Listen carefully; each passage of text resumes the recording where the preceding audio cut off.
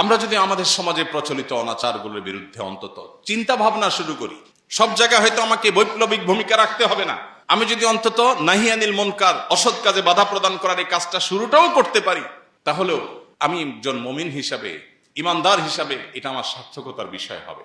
উখরিজাত লিন-নাস, তোমরা ফ্যামিলির এবং নিজের স্বার্থের এই গণ্ডির মধ্যে, চক্রের মধ্যেই শুধুমাত্র ঘুরপাক খাবে, এটা তোমাদের সাথে যায় না, মানায় না।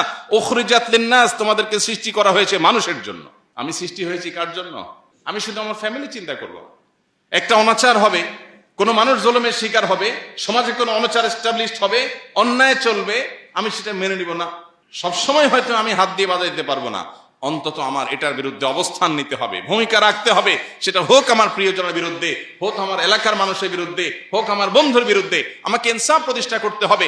বেইনসাফ করা মানুষ কখনো মুসলমান হতে পারে না, অসম্ভব। কিন্তু আজ বেইনসাফি রন্ধ্রে রন্ধ্রে আমাদের, সামান্য একটু স্বার্থের জন্য, চক্ষু লজ্জার খাতির আমরা অন্যায় করি। আল্লাহ বলেছেন, কুনতুম খায়রা উম্মাতিন উখরিজাত লিন-নাস, আমাদের সৃষ্টি করা হয়েছে, বের করা হয়েছে মানুষের জন্য, মানুষের কল্যাণে কাজ করব। তা'মুরুনা বিল মা'রুফ ওয়া তানহাউনা আনিল মুনকার ওয়া তু'মিনুনা বিল্লাহ, সৎ কাজের আদেশ, অসৎ কাজে বাধা প্রদান করা, এটা আমাদের দায়িত্ব।